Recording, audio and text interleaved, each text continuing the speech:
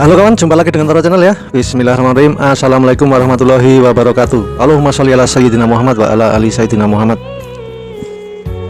Oke kawan, berita duka ya dari Bapak terpidana Hadi Saputra ya. Innalillahi wa inna ilaihi rajiun. Telah berpulang ke rahmatullah ya. Kami dari Jogja juga langsung mendengar ya, karena saya mengikuti dan saya subscribernya Ibu Titin, Vario Channel ya, Mas Ferry dan juga Bang Jutek Wongso dan para konten kreator yang ada di Cirebon ya. Saya ikuti semua dan beritanya langsung terupdate, masuk langsung ke Jogja ya. Saya dari Jogja mengucapkan bela sungkawa ya, turut berduka cita sedalam-dalamnya atas meninggalnya Bapak dari Hadi Saputra, terpidana tak berdosa dalam kasus Vina Cirebon ya. Semoga almarhum husnul khotimah ya. Amin, Allahumma amin ya. Jadi belum ada sebulan ya ibunya si Sudirman meninggal. Sekarang disusul dengan bapaknya Hadi Saputra. Ya, itu sudah takdir. Tapi mungkin karena yang namanya meninggal, yang namanya penyakit, banyak sebabnya. Salah satunya disebabkan oleh pikiran ya, karena memikir PK ditolak oleh Mahkamah Agung, yang dimana PK itu harusnya lolos, harusnya dikabulkan. Tapi karena oknum ya, mungkin oknum dari sononya itu tidak menghayati Pancasila, terutama sila kedua, peri kemanusiaan yang adil dan beradab, dan sila kelima, keadilan sosial bagi seluruh rakyat Indonesia. Jadi oknum hakim yang di sana yang di pusat itu memutuskan dengan ngawur ya, dengan ngawur, dengan arogan dan kesewenang-wenangan tanpa alasan yang jelas ya. Jadi alasannya karena tidak ada kesalahan apapun untuk hakim pada tahun 2016 dalam persidangan kasus Vina Cirebon, dan novum-novum yang dihadirkan dianggap bukan novum, padahal itu jelas belum pernah dihadirkan di persidangan di tahun 2016. Semboyan negeri kita ini adalah Pancasila ya, di mana banyak tertuang kesejahteraan dan keadilan untuk rakyat di sana ya. Tapi entah ya, aku nggak tahu juga ya, kemanakah hilangnya ya. Rupanya keadilan semakin terkikis, ideologi kian anarkis. Keadilan semakin terkikis, ideologi kian anarkis. Mereka pura-pura tak mendengar. Kaum jelata menangis, para pesakitan menangis, 7 terpidana tak berdosa menangis, memohon karena benar-benar tidak melakukan apa yang dia perbuat. Dia menangis dan memohon untuk kebebasannya, tapi tidak dikabulkan. Alangkah kejamnya oknum-oknum penegak hukum yang ada di sana di pusat ya. Mereka pura-pura tak mendengar kaum jelata yang menangis ya, mengharapkan keadilan yang dinamis. Mungkin mereka terlalu terbuai dengan kehidupan yang burjuis ya.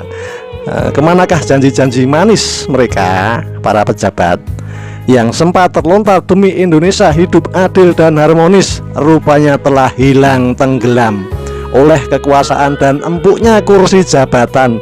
Semoga hakim, oknum-oknum hakim yang berbuat tidak benar ya, mengadili dengan tidak benar, suka disuap, makan uang haram, semoga lekas menyusul dan diajak oleh almarhum ya, bapaknya Hadi.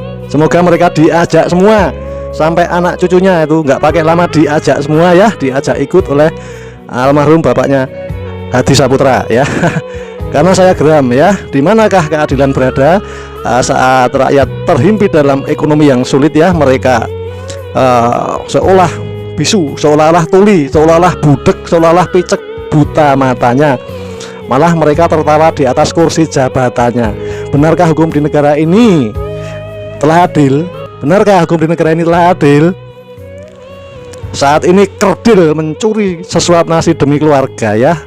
Mereka hukum seberat-beratnya, mereka hukum seberat-beratnya, seumur hidup tanpa peri kemanusiaan, tanpa logika. Tapi banyak sekali pelaku korupsi yang sampai merugikan negara ya, 300 triliun ya. Mereka dipenjara dengan fasilitas mewah dan segala-galanya yang ada, dan cuma dihukum 6,5 tahun. Korupsi 300 triliun dihukum 6,5 tahun. Oke, kita lanjut ya. Sungguh miris ya hukum di negeri ini ya, yang katanya mementingkan rakyat dan kesejahteraannya, yang sejahtera hanya bagi mereka yang berkuasa.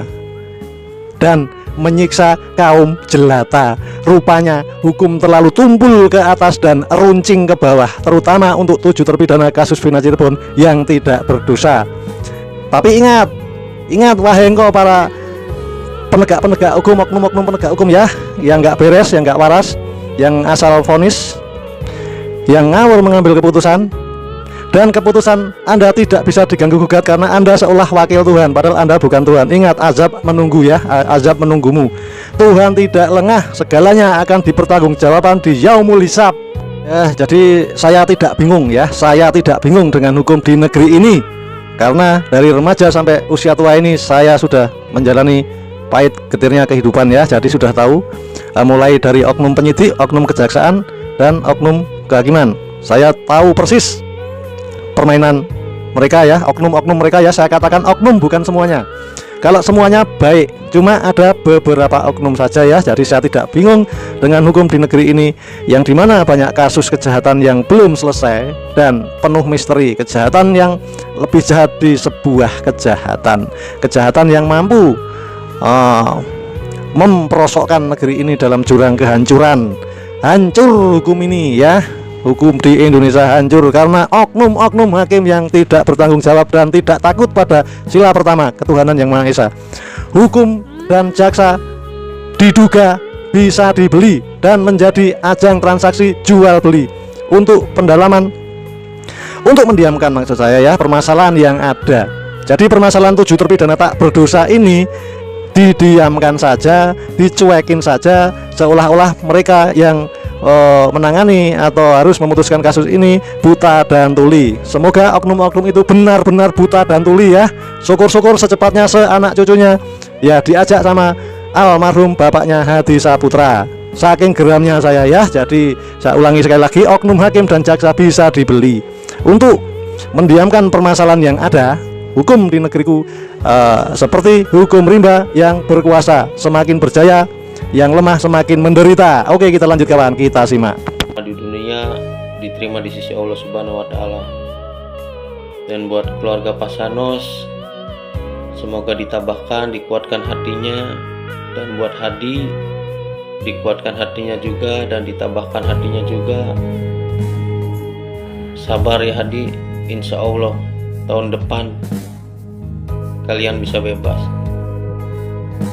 Dan ada pesan buat Aep, pastilah kamu di belakang nonton Aep.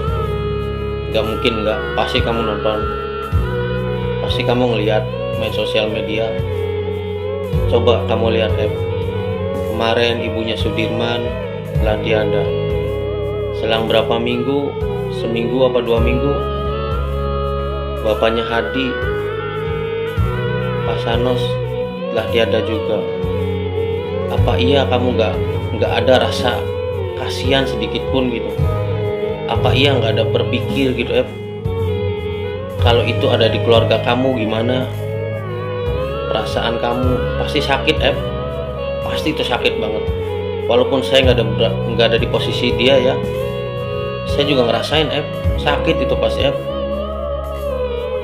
Masa iya kamu sih nggak punya perasaan sama sekali Masa iya pikiran kamu nggak punya akal sehat sama sekali Coba kamu berpikirnya pakai akal sehat yang benar. Insya Allah hati kamu kebuka Kalau pikiran kamu nggak pakai akal sehat yang benar, ya hati kamu nggak akan kebuka-buka sampai kapanpun juga. Masa iya sih kamu kurang puas dengan dendam kamu? Memang kalau meninggal dunia ya emang udah takdir dimanapun, memang sudah takdir. Tapi coba lihat penderitaannya yang di dalam yang 7 terpidana. Apa iya nggak kasihan kamu Kalau kata saya mah udah cukup dendam kamu tuh udah cukup lah 8 tahun. 2025 mau 9 tahun, bayangin Coba jujur toh jujur juga nggak mungkin kamu diapa-apain nggak mungkin.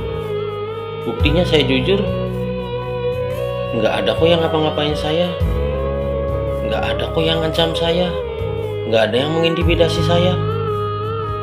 Karena apa? Karena saya nggak takut karena saya sama siapapun saya nggak takut. Toh mati ya udah ada yang ngatur.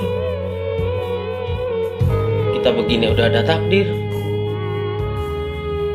Kalau masih merasa takut, ya pasti nggak akan buka hatinya ya. Apa iya kamu mau terus-terusan sama keterangan kamu 2016?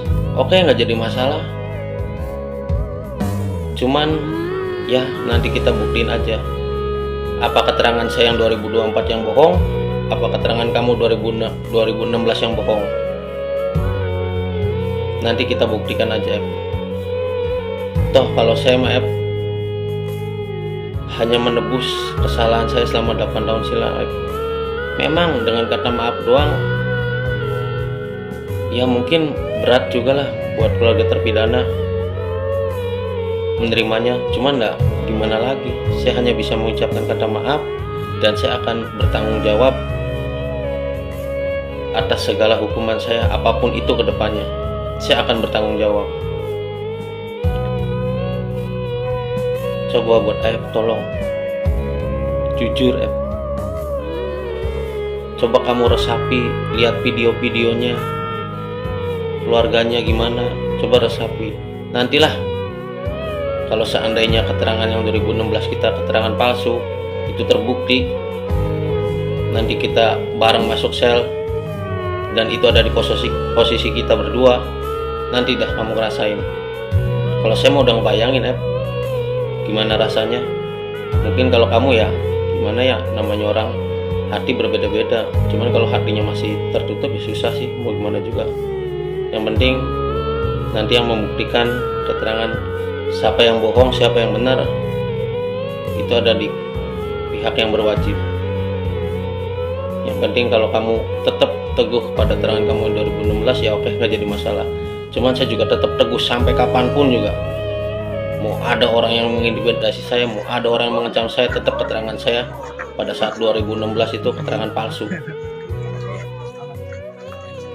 Terima kasih semuanya. Assalamualaikum warahmatullahi wabarakatuh.